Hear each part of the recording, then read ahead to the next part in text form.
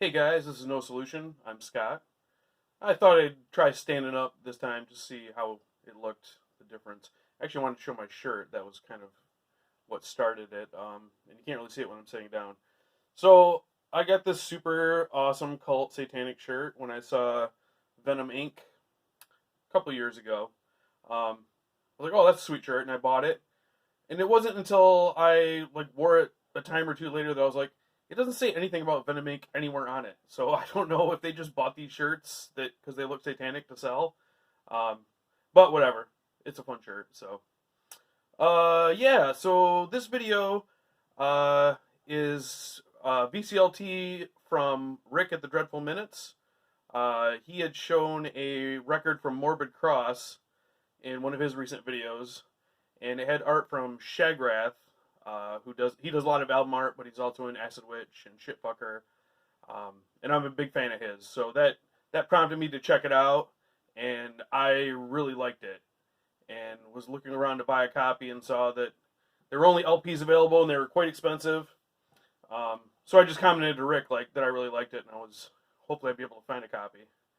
And Rick was nice enough to say, "Hey, I have an extra CD copy if you want it." So he sent it along. Thanks so much, Rick. That was really awesome of you. And of course, he sent a lot of other goodies too. So I'm gonna show that here. Start off as I think Rick was giving me a poser test to see if I could identify these stickers. Witching, who I checked out a little bit, kind of a doomy band. I believe all these bands are Philly, or this one is local to Rick. But yeah, they sound really cool. I'll be checking them out further. Bastard Cross, who I have not checked out yet. Sit and Spin Records from Philly that I've ordered from my Discogs but never been to. Would really like to someday. And then here's where I'm revealed as a poser. I do not know what this is whatsoever. So, Rick, you stumped me. You exposed me. I failed. But we'll get into what Rick sent. This is the one I was looking for. Morbid Cross, Disciples of the Goat. And Rick put it in this really cool sleeve, which I guess he puts a lot of his CDs in. We've been chatting about that, and I've been considering going down that route myself because I'm kind of running out of room. I've got around 8,000 CDs, and space is finite. But anyway, super fun, aggressive thrash metal. I would say, I wanted to say Power Trip. They don't sound like Power Trip, but it gives me that same kind of feeling, that a little bit throwback, but still modern and still their own thing. Really, really cool mosh breakdown parts that make the songs memorable. Yeah, and that beautiful Shagrath art. He also did the art for the follow-up, which I'm hunting down right now. So yeah, if you're into modern thrash with a little bit of a throwback feel, I would highly recommend Morbid Cross. They're super fun. And then Rick threw in a bunch of other stuff. I'm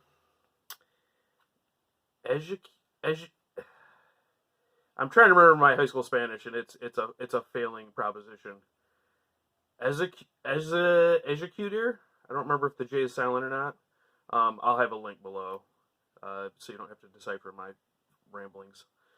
This is Metal Venenoso EP from 2020. This band's from Chile, and this also has, you probably can't read that, it's pretty dark printing. Also has a bonus demo from 2004 and some bonus live tracks. South American, kind of black and thrash. I guess what you would expect when you hear South American black and thrash. Didn't grab me right away, but I'm definitely not done with it. I'm going to come back to it. So thanks a lot for that, Rick. I'd never heard of the band. It was cool. They're cool to check out. We got Devastator, The End. This was their debut from 2005. This is a reissue from Old Cemetery 2011. I'd heard this name before. I'd never checked them out. This is super weird. It's black and thrash, but the songs are so long. So many of these are over 10 minutes long. Just to give you an idea, This is 7 tracks, and there's a bonus 8th track on this one, and it's 80 minutes long. So a lot of repetition, as you would expect from something that length. In a style like that, you don't really think of super long songs. I gotta say, I was very hesitant. The first couple songs, I was like, yeah, I was not bored. I was into it. But it drags. I mean, it's just so freaking long, man. If they wanted to do 4 songs in 40 minutes, I could probably hang, but 80 minutes is a lot to ask. I saw on their later albums they don't go so far with the length of the songs. So I'm definitely holding on to this because I want to check out their later stuff and see where they went. But yeah, thanks, Rick. That was fun to listen to. And going with the Morbid Cross theme, he also sent me Morbid Winds. This is their debut full-length. When I looked at the back, I just saw the 2 lines there, and I didn't really look close enough, so I just thought, oh, it's like a 2-track demo or something. And then I saw, it just says, 1, the black corridors of the abyssal depths of existence open their gates. So that's the name of the song, and that's the name of the album. It's 1 song, it's 33 minutes, something like that.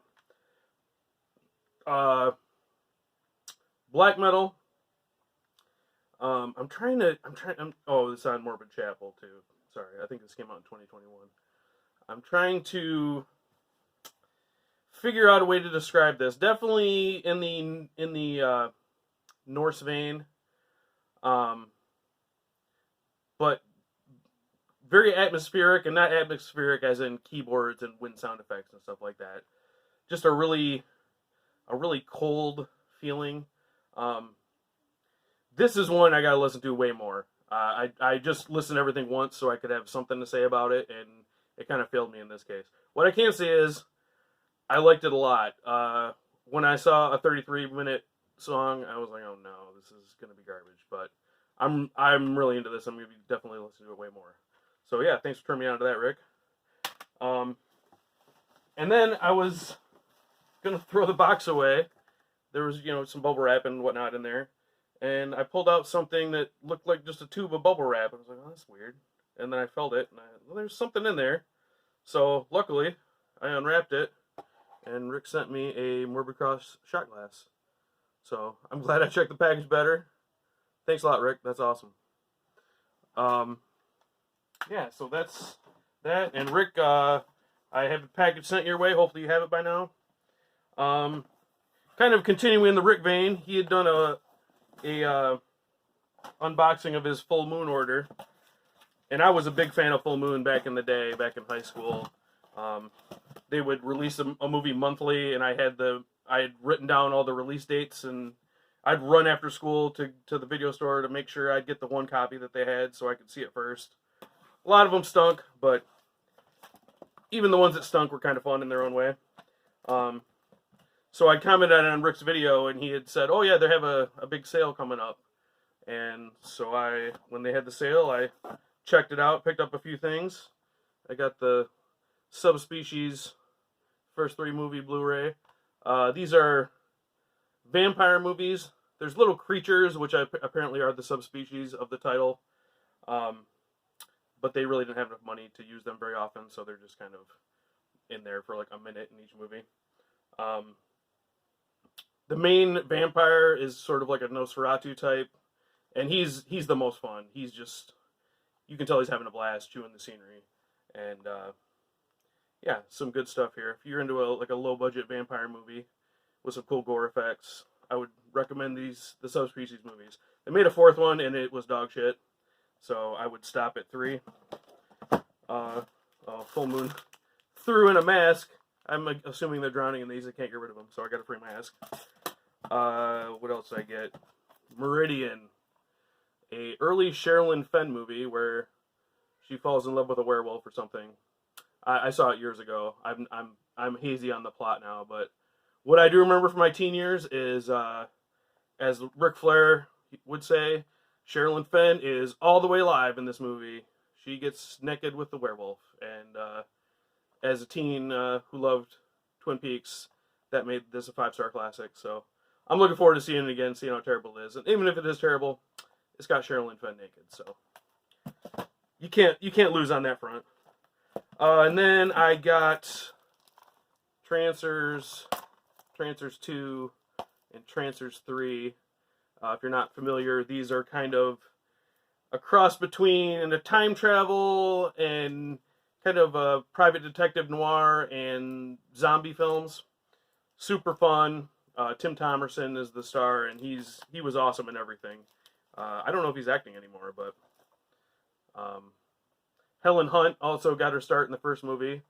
And something that I really liked is, by the time Trancers 3 came out, she was a big star and had been in Twister and had her own TV show and everything.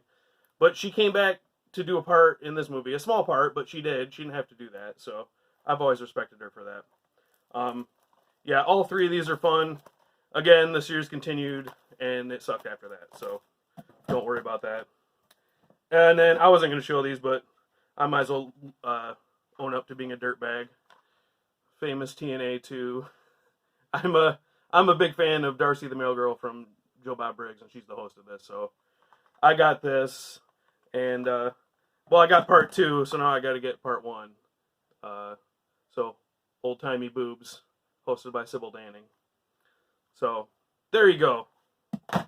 Oh, also Eli and I have been, from Dark Hymns from the Cold North, have been sending stuff back and forth to each other. I had a couple of discs that he wanted, and he sent me these movies. The Dentist with Corbin Burnson, directed by Brian Usna. I've never actually seen this. And Brian Usna, again, even when his movies suck, they're usually pretty fun anyway. So I'm excited to watch this one. And Eli talked very highly of this, Let Me In, the American remake of Let the Right One In. I've seen the original, liked it quite a bit. Remakes, I just tend to not pay attention, but Eli says this rules, so I'm going to check it out. So thanks a lot for that, Eli. And little bonus negativity. I wanted to bury Decibel a bit.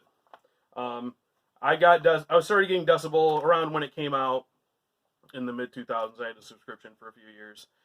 And I remember just getting tired of their snarkiness and their kind of attitude and all the hipster stuff they were super into. Like anything on Hydra Head was the friggin' best thing ever. And I don't even remember all the shit that they pimped that nobody cares about now because it was not that great then and didn't have any staying power. But I kind of missed getting a magazine. I would buy Terrorize every once in a while. Now that's gone. And they had a sale. Decibel had a sale around Christmas for subscription. So I thought, you know what? I'm going to give it another shot. So I'm three issues deep now. The Obituary one. Which Obituary is like, yeah, okay, they're a big band. They just put out a record. Fine, that's fine. All Out War. Not really my thing. Maybe they're a big deal. I don't know. Third issue. What the fuck? Jesus Piece. Okay.